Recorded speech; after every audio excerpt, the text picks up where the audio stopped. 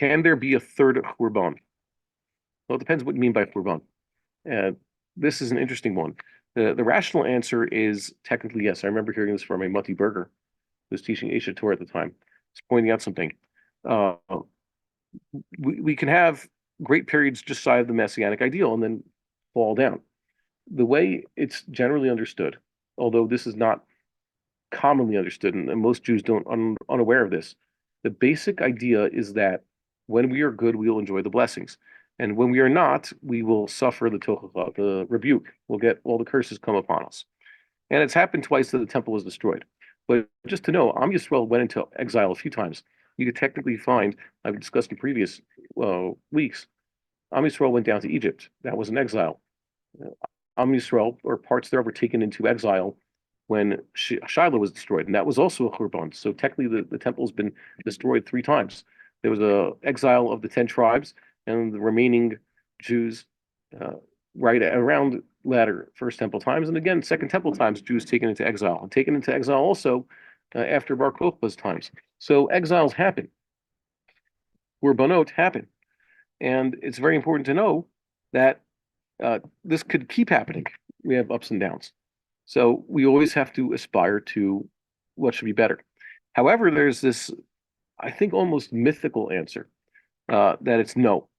They attribute this to the Ramban, but it doesn't necessarily come from the Ramban. Ramban says in his explanation of the Tochacha and Vayikra and Devarim that the one in Vayikra applied to the destruction of the first temple and the subsequent tribulations, and what is described in the book of Deuteronomy describes what is described in the book of Deuteronomy applies to the destruction of the second temple and everything ensuing. Now, there are some good proofs to that, but then again, the Abarbanel says, yeah, but it's not exactly the case. It could be that both aspects of the Tochas occurred with the first temple and with the second temple. But they make this jump, and that is because the Torah only has two major Tochas, one corresponding to the first temple time, and the other corresponding to the second temple time, as Ramban says, and there's no third Tochacha in the Torah, it must be, there'll never be a third churban. And this was the opinion, by the way, of the second Ashkenazic chief rabbi of Israel, Rabbi Yitzchak Herzog, the grandfather of the current president, who told this to the Brisker Rav. Says there's not going to be a third churban. He considered the yeshuv, the new yeshuv, as it was in the mid 20th century, around the time of independence. He considered that to be the third commonwealth, and this one will not come to an end. And the Brisker Rav had no such tradition. His only tradition was, well, when they're shooting, you run. That's what you're supposed to do. So there are people who believe such a thing, but it's really weak. One of the things that Rabbi Elbaum taught me was there are people who are opposed to building a new temple without a Messiah. He says, so they say you need a Messiah to build a third temple. Let's assume that. So let's not build the third temple. Let's just put back the second temple as it was. Why can't we do that? Good question. And the flip side of that is, if we were, God willing, to get far enough to build a temple, and chas v'shalom it were to be destroyed, we wouldn't say that that's the third temple. See, a third temple was knocked down. It was supposed to last forever. We would say it was just a continuation of the second temple. Okay, so that's the way it is with all these prophecies. They could have beginning of one way it works out in history, and then for whatever reason, it's totally taken off course. Where do we find this principle? It's at Cheder Egil and the Cheder Meragel. What happened? God told Moses, okay, I'm so angry I could destroy the people, and I'll start again with you. And I said, Atsumi Menu, even greater than them. And he said this again at Cheder Meragel, when the spies came back, and Am Yisrael decided that they were not going to want to be in the land of Israel. So yeah, there's pizza underneath your fleshik. Okay, so you'll have to say it for the other guy. Yeah. Okay. So my daughter said the same thing. Was there a barbecue today or something? Okay. No, okay. So the point is that we could go either way. So it's a little bit weak.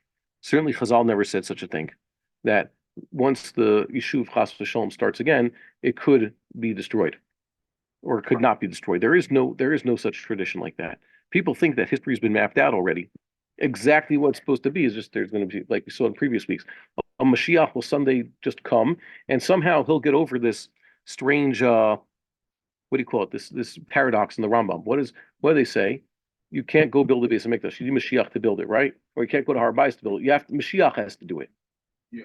But the only way you know is Mashiach, like it says in the second to last chapter of Mishnah Torah, is he's the one who builds the base of Mikdash. That's how you know he's Mashiach. He succeeds in doing it. Wait a minute. But how are you supposed to let him try to succeed if he's not Mashiach yet? Ah, so they say, okay, Teku. So we don't know. There you go. This idea that if we get somewhere in history, right, and then things could go bad, and they'll just retcon it. They'll say, oh, that's the way it was all the time. That's the way it was supposed to be. By the way, the Torah allows for that because of the way prophecies work. Am Yisrael was supposed to start selling the land in the times of Yosef, but Chet Gorim, they were sent into exile. That could have been the fulfillment of the prophecy. So too, we could go either way. It doesn't really help to say that Judaism believes that there's no such thing as a third korban, because if chas v'shalom something really bad happens, they'll just interpret it and say it was just a continuation of the second. But that also gives us a good out and say, even if we do not know if we're doing, if we're accomplishing anything messianic, by appointing a proper Davidic king who can run the country the right way according to Allah and fight our wars and put the temple back in its place, we're not doing anything wrong.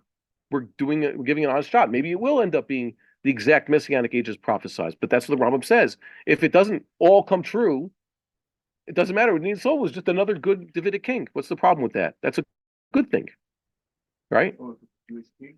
Yeah, I just said a Davidic king. Two words on two. It doesn't. The only words on two. Okay. Yeah, I know. Yeah. Words on going. That's the problem. No, it's what the problem. They say about the Messiah that he'll be the king of the Jews, but he'll have influence over the entire world, just like Shlomo Melech had at his time. Yeah. It's a good thing.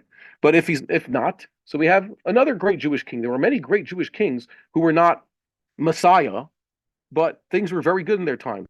That's what the Rambam says.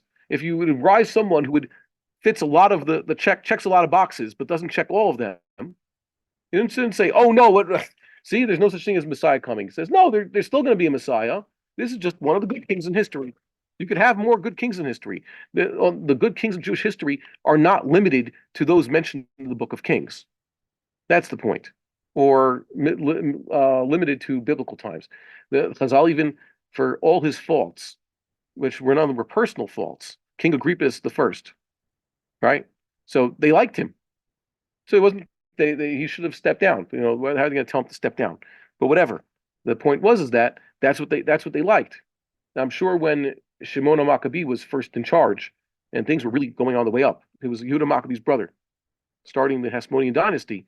So that was a good time to be in Jewish history. The Jews were winning, and the Beis Hamikdash was put back. Yeah, we have a holiday celebrating that. That's eventually, according to the Ramban. According to Rambam, no. You know, eventually they all went off the derech, and that was the problem. Why they all go off the derech? Because they became a bunch of Sadducees. Why? Why? Because that's what happens, unfortunately. People go off the derech. Because if they would have been actual real Yerushalayim, no, they were. The Ramban says they were real, actual Yerushalayim. Hasidei Elyon, he says. In the beginning. Yeah. So the ones I'm talking, later generations, they went off the derech. But what you said is the Ramban's idea that they were usurpers. They should have found a Davidian at the time. But the Rambam holds that kings who were not Davidians happen. They don't last forever, but that happens. Yeah, that's the Rambam's opinion. It's a machlokas Ramban and Rambam. That's the problem. That's what we're addressing right now. People think a line in the Ramban is 100% across the board. That's what Chazal held. But just like the Ramban himself has a lot to say about Rashi and Maimonides, that's what a lot of Perush of Rambam is. Rashi said this, but I disagree. Rambam said this, but I disagree. So too, there's those who see it the Ramban and say, well, with all due respect, we disagree. Never the Ravad. We're going to see that soon. You know, Rambam wrote a lot, and you have a Ravid who goes and says, with all due respect, I disagree. And sometimes he doesn't even give due respect. You know, says, who is this guy? You know, this macabre. What did he write here? He didn't even look over here. Okay, we're going to see more examples.